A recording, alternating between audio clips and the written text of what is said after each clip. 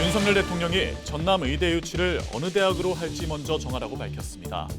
동서 갈등이 재점화될 가운데 전남도는 통합의대 방침을 고수했습니다. 전남도는 단일 의대 설립이 아닌 통합의대 설립 방안이 담긴 공문을 정부에 발송했습니다. 통합의대는 법인 설립 방식이 결정되지 않아 협의가 필요해 보입니다. 외국 인력 고용 비율 산정 기준이 개정됐습니다. 지역 조선업계 외국인 인력 수급에 숨통이 트일 것으로 전망됩니다. 22대 총선을 앞두고 유권자들이 바라는 희망 공약을 들어봤습니다. 오늘은 여수갑 선거구 주민들과 만나 다양한 현안 요구 사항을 확인했습니다.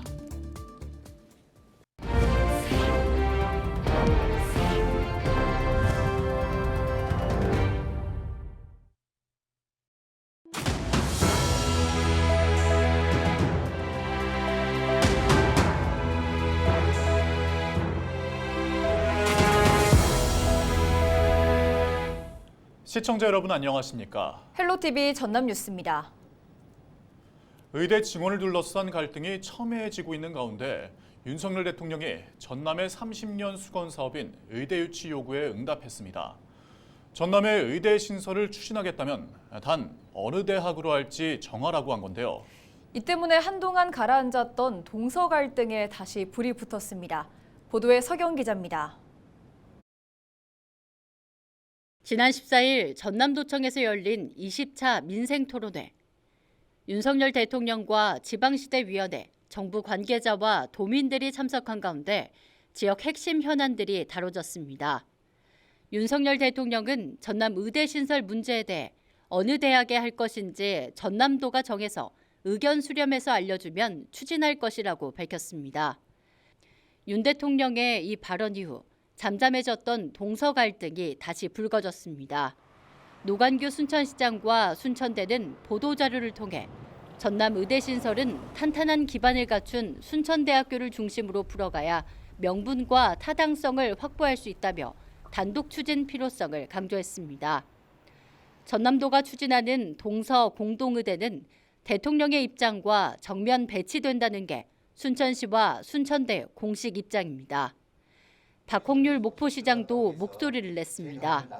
통합의대 신설 추진에 원칙적으로 동의하지만 정부가 단일의대 방침을 정하게 되면 의료 취약지인 목포에 의과대학이 유치돼야 한다고 밝혔습니다. 목포와 순천의 의대 유치전이 재개된 가운데 전남도는 목포대와 순천대의 통합의대 신설안을 보건복지부와 교육부에 제출했다고 밝혔습니다. 지역을 구체적으로 정하지 않은 채 기존의 통합의대 신설안을 밀고 나간 겁니다.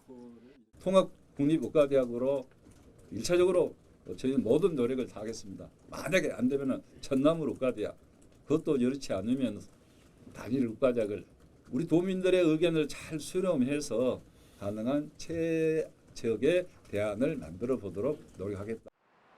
그러나 교육부와 보건복지부는 윤석열 대통령의 발언과 같이 대학 한 곳을 지정해 신청하라는 입장을 고수하고 있습니다. 지난 30여 년 동안 의대를 만들어달라며 각각 목소리를 내온 순천대와 목포대. 정부의 긍정적인 화답에도 사활을 건 지역 간 경쟁 때문에 전남 지역 의대 신설이 속도를 내지 못하고 있습니다. 헬로티비 뉴스 서경입니다. 전라남도가 통합의대 설립을 추진하겠다는 입장을 정부에 전달했습니다. 전남도는 우선 목포대와 순천대의 단일 의대 설립이 아닌 통합의대 설립 방안이 담긴 공문을 지난 18일 보건복지부와 교육부에 전달하고 전남권의 의대가 설립될 수 있도록 최선을 다하겠다고 밝혔습니다. 한편 전남도는 통합의대 설립의 경우 법인 설립 방식이 결정되지 않은 만큼 정부와 목포대, 순천대 등 협의 과정을 거쳐 의대 설립 방식을 결정할 것으로 보입니다. 전라남도가 법무부에 건의한 외국 인력 고용 비율 산정 기준이 최근 개정되면서 지역 조선업계 외국인 인력 수급에 숨통이 트일 전망입니다. 전남도는 숙련 기능 인력 전환 기간을 5년에서 4년 단축, 특정 활동 외국 인력의 소득 기준을 국민 총소득 80%에서 70%로 완화, 연간 5천 명 규모의 고용 허가제 조선업 쿼터 신설, 지역 특화 비자 1년 이내 근무처 변경 제한 등 불합리한 비자 제도 개선을 요구한 결과 대부분 개선이 이뤄졌다고 설명했습니다. 그동안 지역 조선업계에서는 외국인 유학생이 인턴 과정을 수료하고도 취업하지 못한 채 퇴사하거나 추천서가 발급됐는데도 비자가 거부되는 사례가 발생했고 기존 외국인 근로자도 6개월만 비자가 연장돼 고용 불안에 시달리면서 숙련공 유출 우려가 존재했습니다.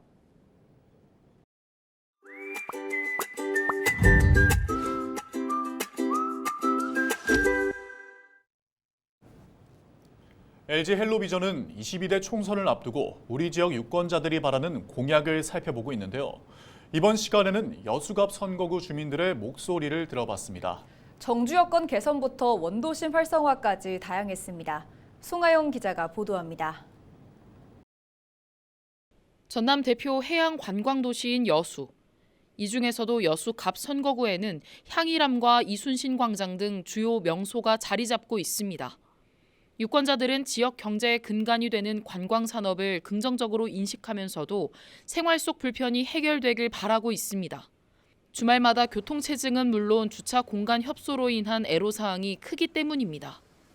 주차는 정말 주말에는 거의 주차를 우리들도 할 수 없을 정도로 주차 너무 심하고, 그리고 일단 너무 거리가 지저분해지고 쓰레기통이라든가 이런 게 지금 뭐 잘 구비가 되어 있지 않으니까 시내 이렇게 뭐 거리 곳곳이 쓰레기통, 그리고 교통 체계도 뭐 일방통행 이런 거 전혀 지켜지지 않고 모르시니까, 그래서 이제 그런 것들로 인해서 굉장히 복잡해요. 원도심 공동화를 해결하기 위한 정책 마련이 필요하다는 목소리도 나오고 있습니다. 여수갑 지역구의 65세 이상 인구는 3만 8천여 명, 여수 지역 전체 노년층 인구의 60%를 넘습니다. 그런데 은행과 병원 등 생활 편의시설은 점차 신도심으로 이동하고 있는 상황. 주민들은 고령층을 위한 균형 개발과 원도심 활성화를 최우선 과제로 꼽았습니다. 이제 그 소병원들은 있는데 큰 병원들이 앞으로 옮겨간다고 하니까 조만간 현실로 다가올 것 같아서 좀 불안하게 돼요. 뭐 대학병원 같은 게 있으면은 일단 거기를 가기가 편하니까, 교통편이 편하니까 그쪽으로 가서 진찰을 받고 해결할 수가 있는데, 이제 여기 있는 전남병원도 웅천으로 간단 말이 있었고, 그리고 또 저희가 만약에 어디 아프시다 그러면 이제 저희가 동반해서 가야 되니까 저희도 뭐 하루 문을 닫아야 되고, 정치나 지역사회 이런 데서 같이 고려해야 하는 게 아닌가. 청년 인구 유출을 막기 위한 일자리 창출 요구도 이어졌습니다. 제조업을 기반으로 한 국가산단의 경우 남성을 대상으로 한 일자리가 대다수인 만큼 2030 여성들의 사회 진출을 위한 다양한 기업 유치가 필요하다는 겁니다. 여수 지역 특성상 남자들이 직장을 많이 잡을 수 있고 여자들은 주로 결혼을 하고 경력이 단절되는 경우가 많다 보니까 그런 부분도 감안을 해주시는 것이 좋겠습니다. 정주 여건 개선에 대한 여수갑 선거구 유권자들의 기대가 높아지고 있는 가운데 예비 후보자들의 어떤 공약이 표심을 사로잡을 수 있을지 관심이 쏠리고 있습니다. 헬로티비 뉴스 송하영입니다.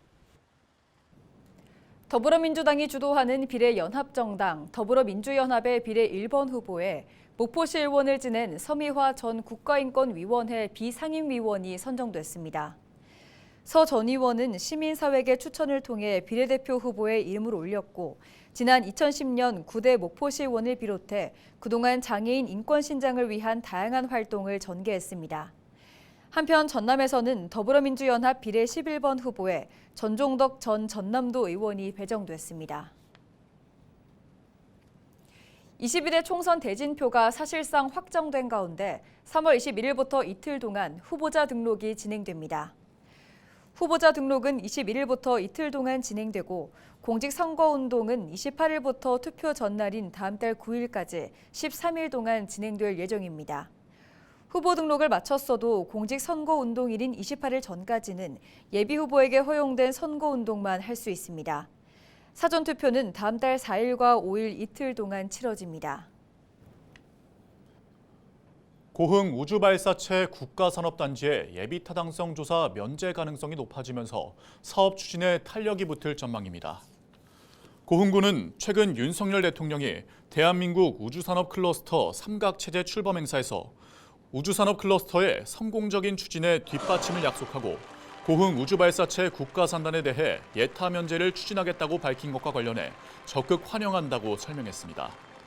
그러면서 국가산단 조성 예타 면제를 비롯해 민간주도 우주산업 생태계 조성을 위해 필수 인프라를 구축하고 기업 지원책을 마련할 계획이라고 덧붙였습니다.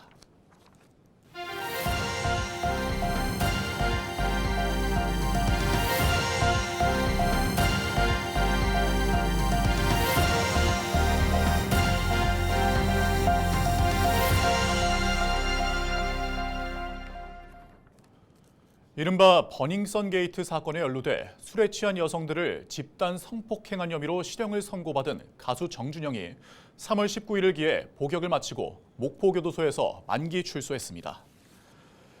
가수 정준영은 19일 새벽 5시쯤 목포교도소에서 출소한 뒤 대기하던 차량에 올라 이동한 것으로 알려졌습니다.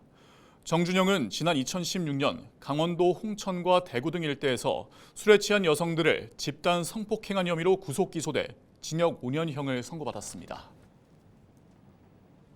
검찰이 인사 승진 청탁을 목적으로 뇌물을 주고받은 혐의로 기소된 전남경찰 소속 현직 경찰관들을 비롯해 인사권자에게 금품을 전달한 브로커 모두 징역형을 구형했습니다.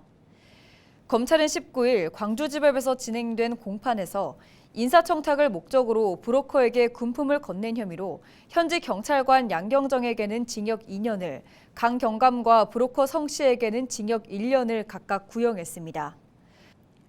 처음부터 범행을 인정한 임경감에게는 징역 6개월을 선고해달라고 재판부에 요청했습니다.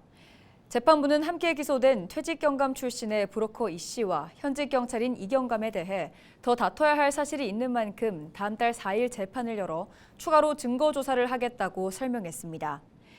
이들은 지난 2021년부터 승진을 목적으로 적게는 1,500만 원에서 많게는 5,500만 원까지 대가성 금품을 주고받은 혐의로 기소됐습니다. 민주노총 여수시 지부가 지난 2022년 발생한 여천 NCC 폭발 사고에 대한 검찰의 수사 결론을 규탄했습니다.